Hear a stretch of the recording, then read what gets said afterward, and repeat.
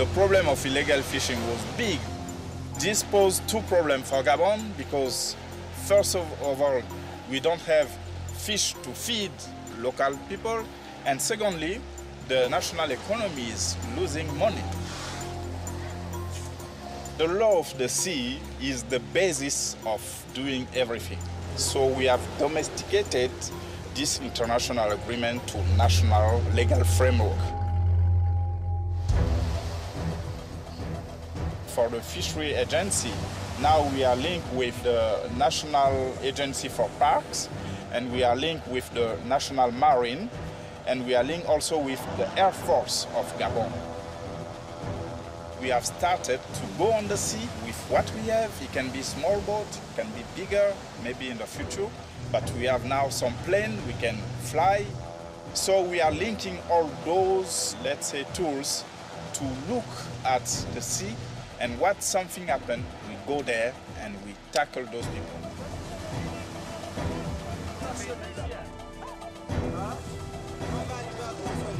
If we arrest some boat, those people now, they can be put in jail after a prosecution process. So we are determined to do that and to tell to the fishermen and other people that today fishing, illegal fishing is finished in Gabon.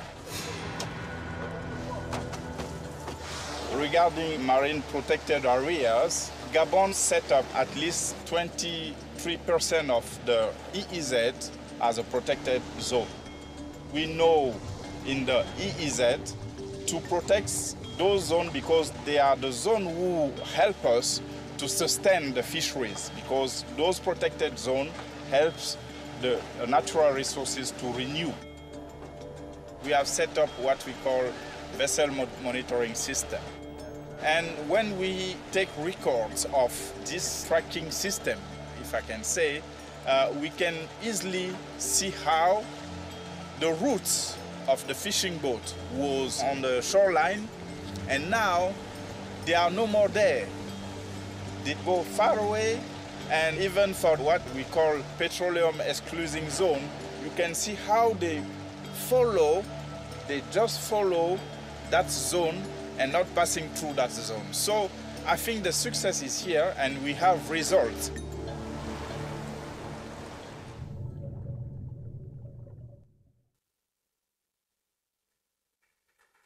A continuación, invitamos a subir al escenario al embajador David A. Balton, subsecretario adjunto para los océanos y pesca del Departamento de Estado de los Estados Unidos, quien moderará el panel sobre Gobernanza del Océano.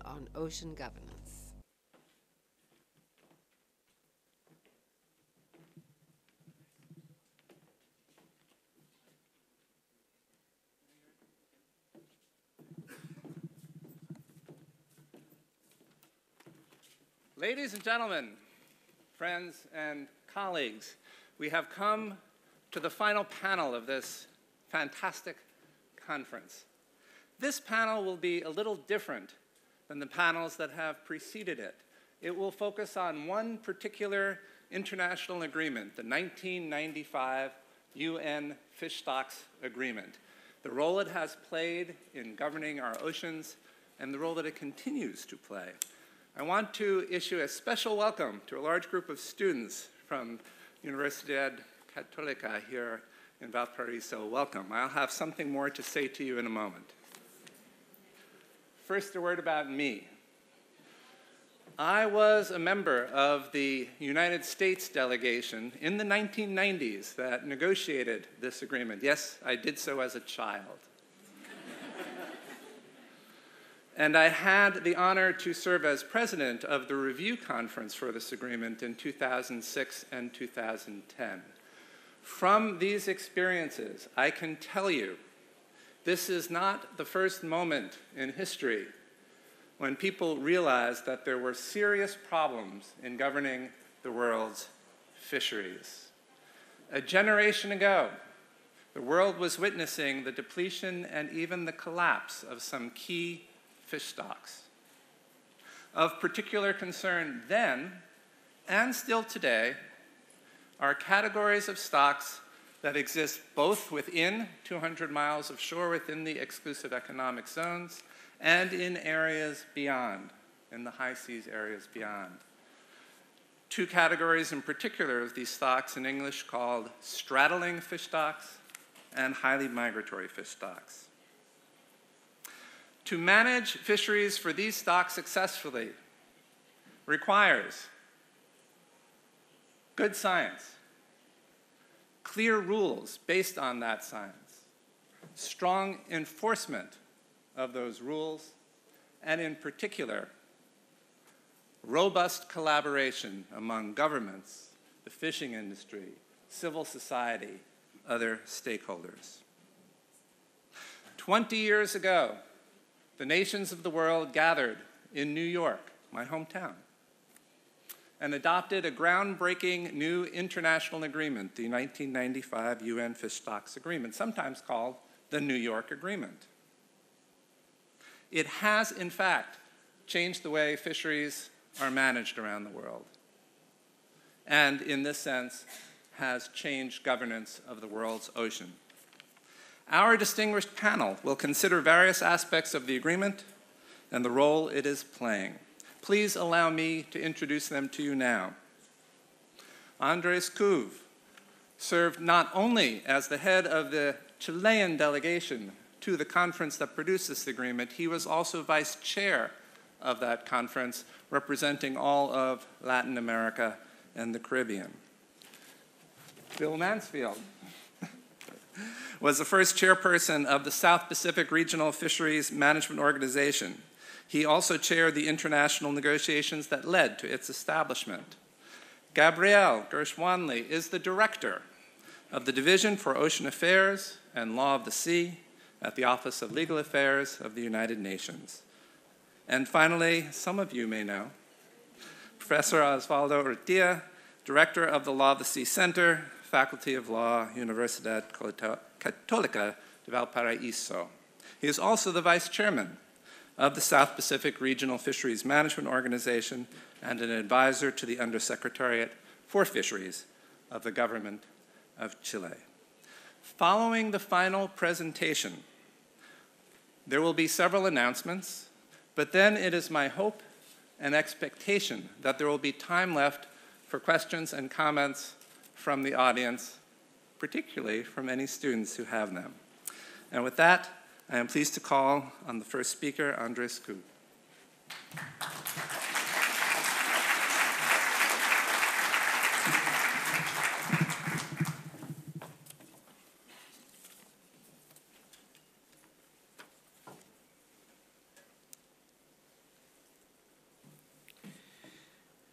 Good afternoon, ladies and gentlemen, authorities, colleagues, and friends. Good afternoon, students as well. I have prepared a brief presentation on key issues of the United Nations Fish Stock Agreement in Spanish. As many Chileans are watching, listening, and following the outcomes of this conference, and they would like to have them in their own language.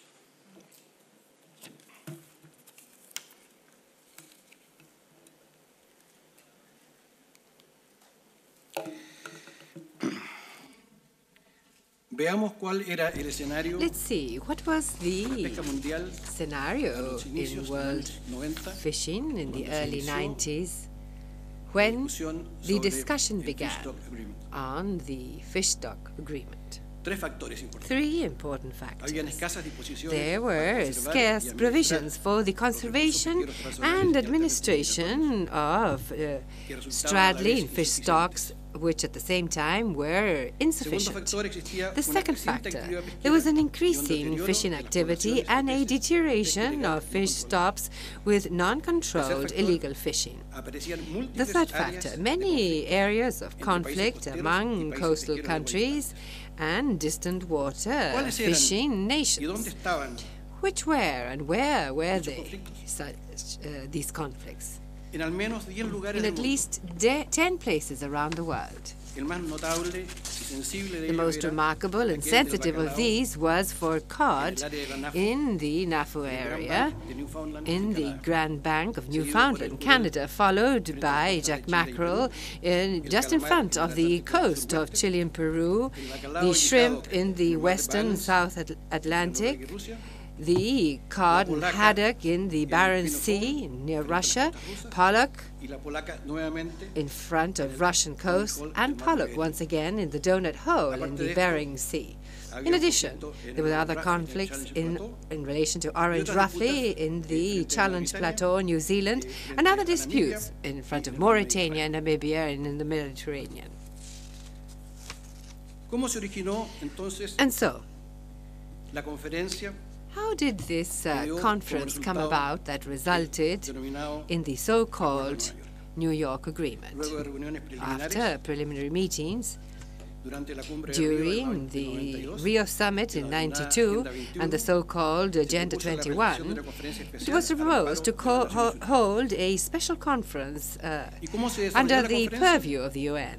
How did this was this carried out? Por eso Well, su it was nombre, held in New York, Acuerdo de Nueva York, hence its en 6 name, sesiones, in 6 sessions entre el año 93 from y 93 Se through realizaron 1995. intersesionales, 4 dos en intersessional meetings, Ginebra y la 2 última in Buenos Aires, 1 in Geneva, and the last in New York. ¿Quiénes participaron Who took de part estas negociaciones?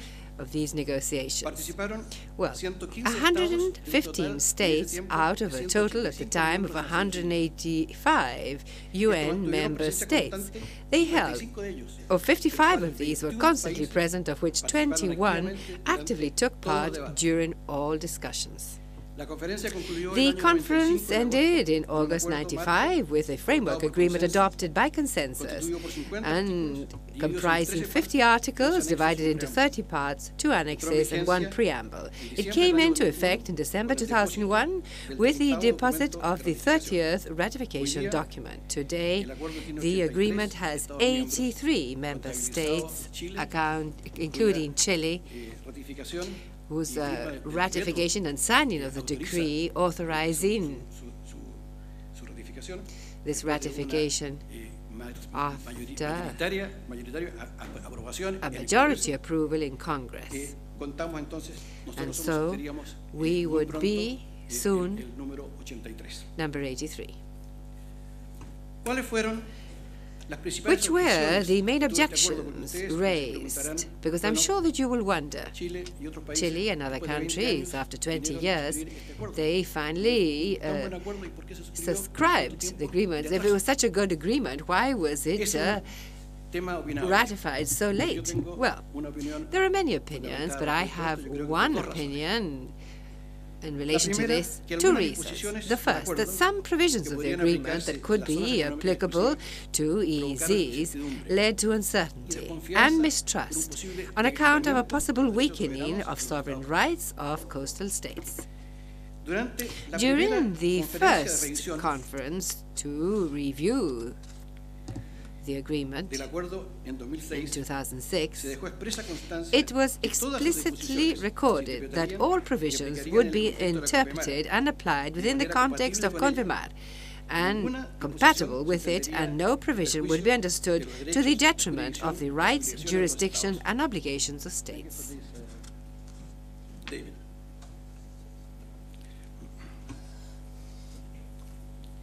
The second objection is that the agreement is a framework agreement, regulatory, and which creates both duties and obligations for countries. However, the countries that did not belong to a regional organization did not enjoy the benefits of resource conservation and management, and so coastal states prefer to wait until they belong to a regional organization, which was the case of Chile.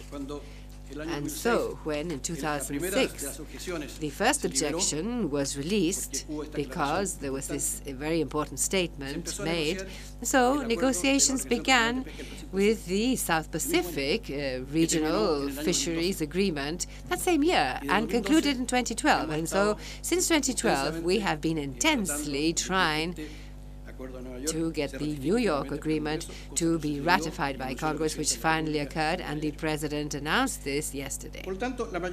So therefore, the majority of party fishing states after 95 were already members of the regional organization. So therefore, for them it will be far easier to access the framework agreement.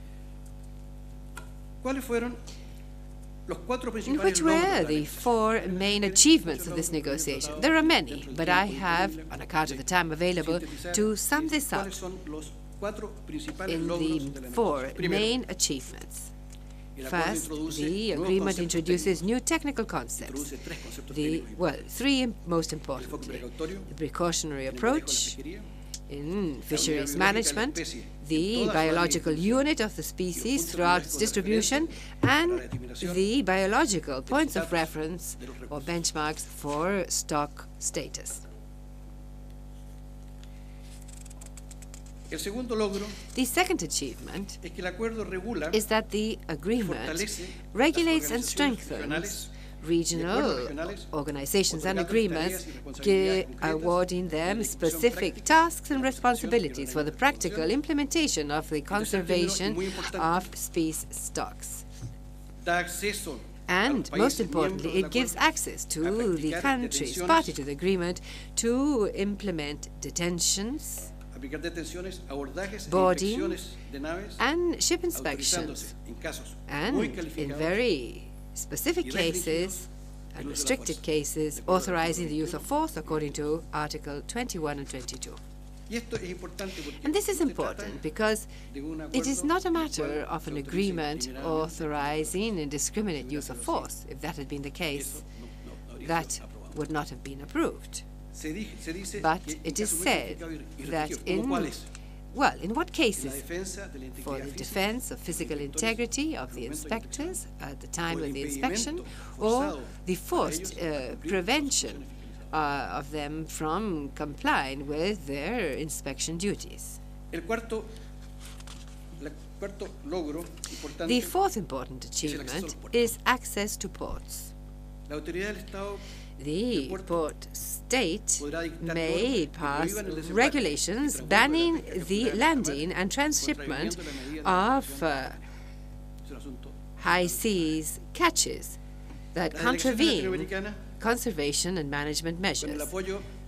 Latin American delegations, with the support of the United States, it has a very strict domestic legislation, put forward this concept arguing full sovereignty over their ports. Now I'm going to say something that is politically incorrect, but to be faithful to the history of the negotiation, the European Union, Korea and China argued until the end that an article such as the one proposed interfered with free trade and therefore WTO provisions. Finally, and to keep within the time, I have 18 seconds left.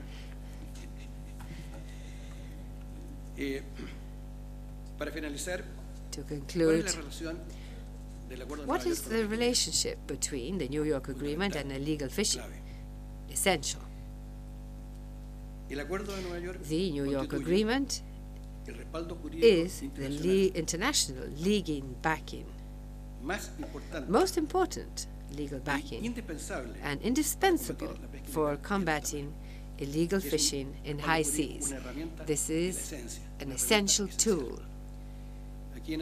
And here we have the famous detention and placing on the blacklist of the icon ship of illegal fishing, the Lafayette on the left and on the right, shark finning. 2 banned practices, and with what we have in this agreement, we can effectively control and follow up through boardings and inspections in high sea. This is a summary of an agreement. I regret not having had more time to have explained this in greater depth, but within the time available, that is what I can say. Thank you very much.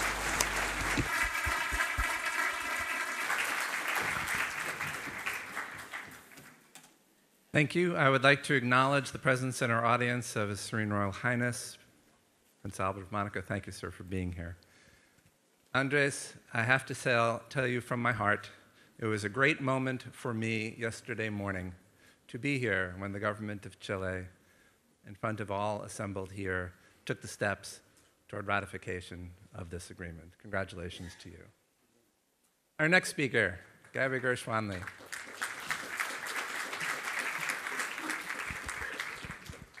Buenas tardes. His Serene Highness, Excellencies, distinguished participants.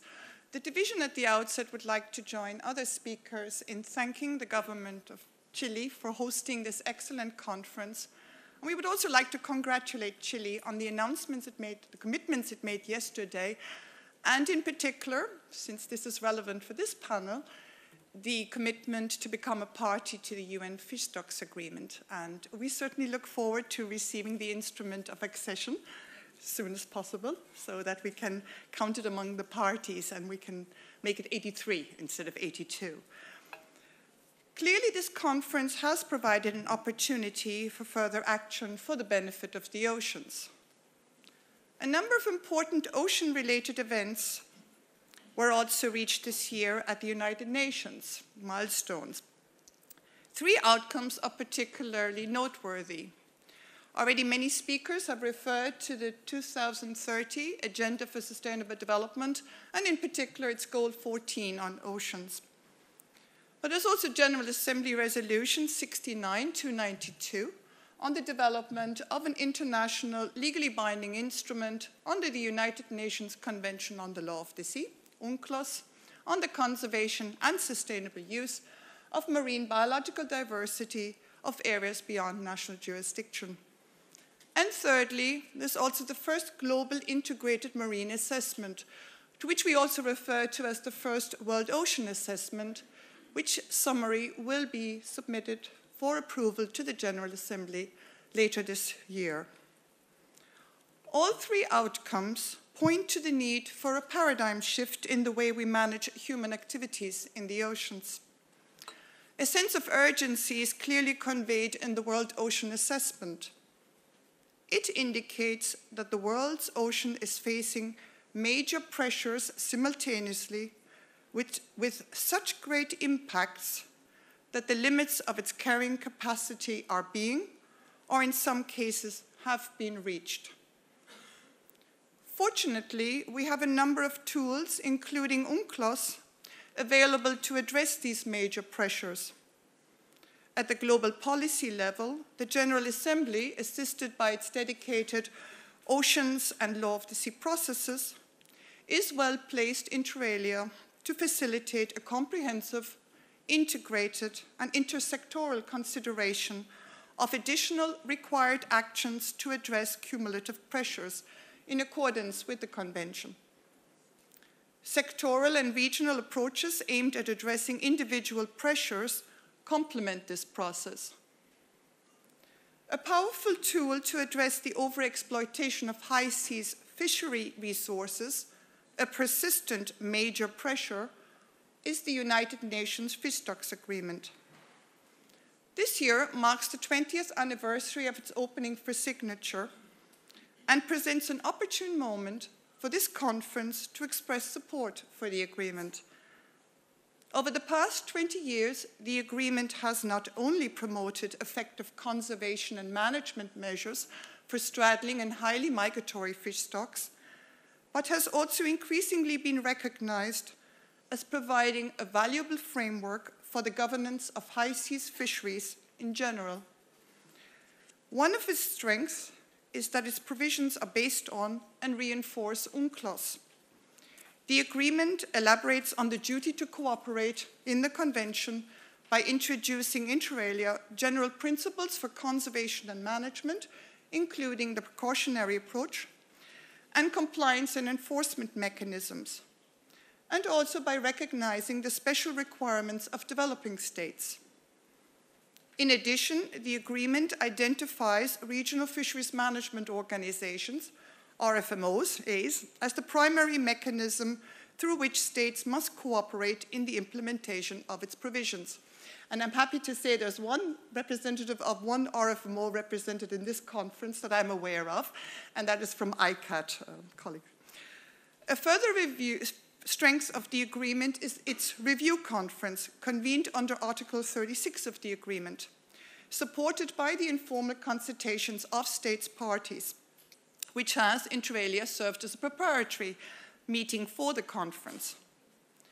The mandate of the review conference, and we were pleased to have Mr. Balton being the chair of it in 2006 and 2010, is to review and assess the adequacy of the provisions of the agreement and, if necessary, propose means of strengthening the substance and methods of implementation of those provisions in order to better address any continuing problems in the conservation and management of straddling and highly migratory fish stocks. The conference was convened in 2006 and 2010, and its comprehensive recommendations have led to a number of concrete actions to improve the sustainability of high seas fisheries. Over the years, several new RFMOs have been established, and many existing ones have agreed on measures to improve their performance, consistent with the agreement.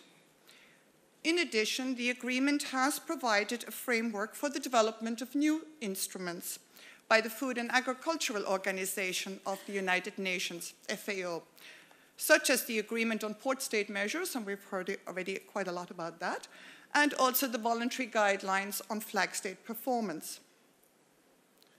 The resumption of the review conference next year will provide a further and timely opportunity to assess the effectiveness of the fish stocks agreement. That review will be informed inter alia by discussions, by the informal consultations of states parties, and by a report of the Secretary General of the United Nations.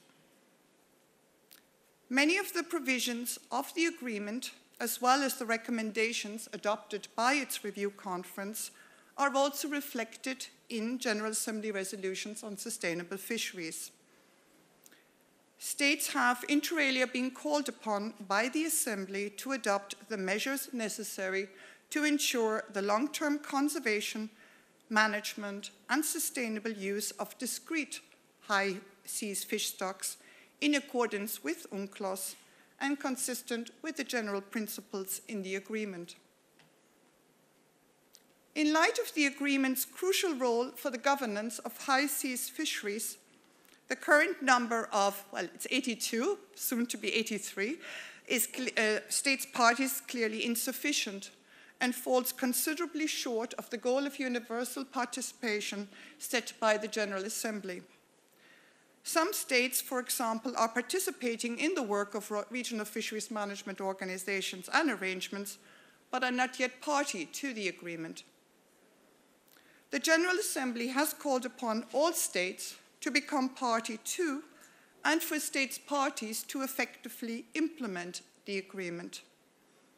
It has also supported implementation of the agreement inter alia through the establishment of the Part 7 Assistance Fund, which is aimed at making a wide range of capacity building tools available to developing states parties.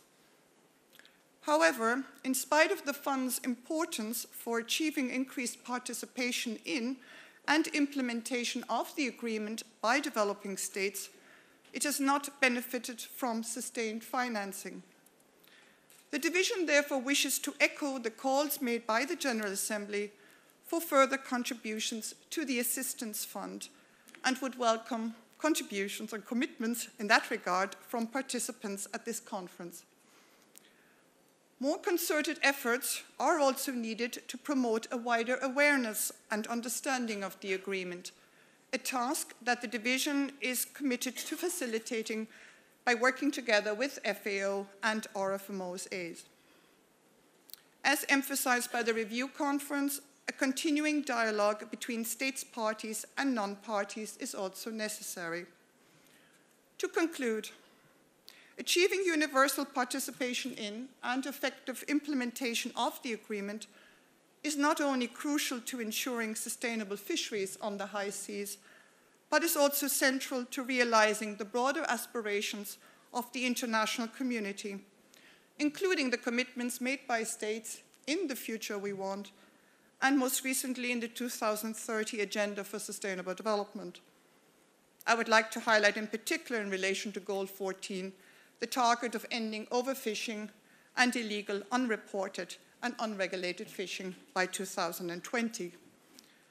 And just to remind, this was the year also that under the JPOI, we were to achieve maximum sustainable yield. The division remains committed to assisting the international community in achieving sustainable fisheries. Muchas gracias.